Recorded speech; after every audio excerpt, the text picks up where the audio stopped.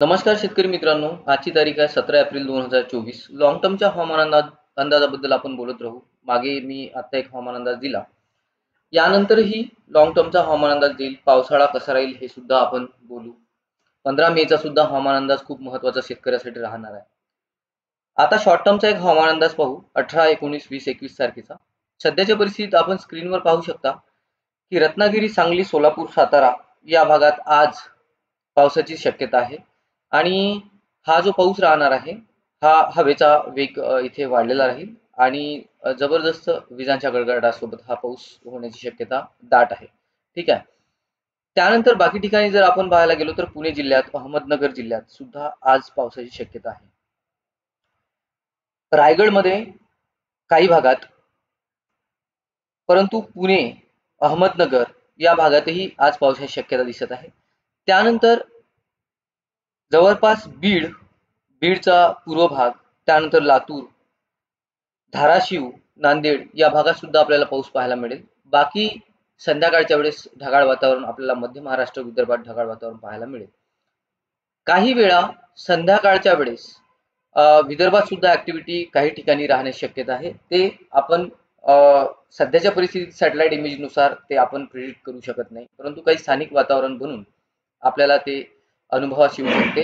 तर आपलं जे चॅनल आहे व्हॉट्सॲप चॅनल, त्यावर मी नावकास्टिंग देतच असतो. ॲग्री पॉवर नावाचं व्हॉट्सॲप चॅनल आहे.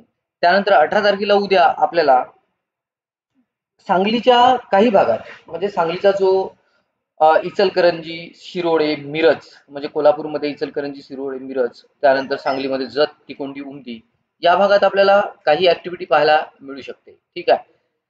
संध्याकाळच्या वेळेस दिवसा सुद्धा जबरदस्त ढगाळ वातावरण आपण स्क्रीनवर बऱ्याचशा ठिकाणी पाहू शकतो. उत्तर महाराष्ट्रात आपल्याला विशेषतः नाशिक, त्यानंतर अहमदनगर, संभाजीनगर ह्या भागात, पुणेचा उत्तर भाग या भागात आपल्याला जबरदस्त ढगाळ वातावरण दिसत आहे.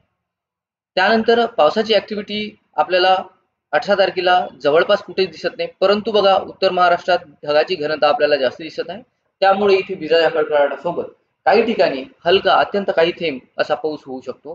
त्यानंतर हे बघा, ही एक आपल्याला जी लाईन दिसते, म्हणजे जवळपास नागपूर, गडचिरोली, चंद्रपूर, यवतमाळ, नांदेड, लातूर, धाराशिव, तर हा भाग म्हणजे या महिन्याच्या शेवटपर्यंत, एप्रिल महिन्याच्या शेवटपर्यंत हे जे जिल्ह्याची मी नाव घेतले, परत एकदा नाव घेतो: भंडारा, गोंदिया, चंद्रपूर, गडचिरोली, यवतमाळ, हिंगोली, नांदेड, परभणी, लातूर, बीड, धाराशिव या भागात आहे ना, या महिन्याच्या शेवटपर्यंतच हळू, म्हणजे काही वेळा ढगाळ वातावरण, काही वेळा विजांचा गडगडाट, थोडाफार पाऊस, अशा प्रकारची ऍक्टिव्हिटी आपल्याला अनुभवास ह्या दिवसात कंटिन्यू येणारच आहे. ठीक आहे ना.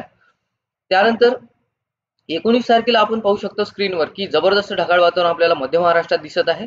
तसेच लातूर, नांदेड, त्यानंतर धाराशिव, सोलापूर या भागात आपल्याला जबरदस्त ढगाळ वातावरण पाहायला मिळत आहे.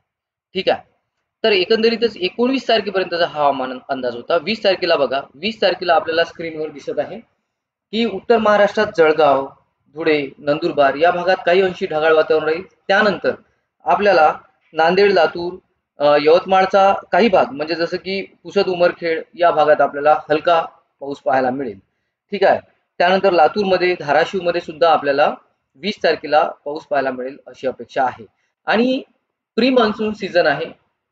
मार्च, एप्रिल, मे हे 3 महिने पूर्व मोसमी हंगाम असतो. या पूर्व मोसमी हंगामात जो पाऊस येतो, त्या पावसासोबत हवेचा वेग वाढतो, विजांचा गडगडाट असतो. ठीक आहे. आणि हा पाऊस जास्तीत जास्त दुपारी 3 वाजताच्या पुढे ह्या ऍक्टिव्हिटी घडतात. ठीक आहे. आता फेब्रुवारी आणि मार्च महिने हे 2 महिने जर का विजांच्या गडगडाटासोबत आणि विरुद्ध दिशेने दोन भागातून बाष्प ज्या ठिकाणी येते त्या ठिकाणी गारपिटीची संभावना आपल्याला फार जास्त प्रमाणात असते. तीच संभावना एप्रिल महिन्यापासून आपल्याला अत्यंत कमी पाहायला मिळते. तर बघा, एकंदरीतच तुमचे काही प्रश्न असेल, काही पिकं तुमचे तिथे कामं चालू असेल शेतात, तर त्यानुसार जो हवामान अंदाज तुम्हाला द्यायचा आहे, तर ते मला तुम्ही कळवा. येणाऱ्या, बघा आपण आता जी स्क्रीनवर इमेज पाहत आहे ती आहे 22 तारखेची. आपल्याला जबरदस्त ढगाळ वातावरण संपूर्ण महाराष्ट्रात पाहायला मिळतं. म्हणजे ढगांची एवढी दाट घनता, एवढी दाटी दिसत आहे की पावसाची शक्यता तर 22 तारखेला बनणारच. ठीक आहे.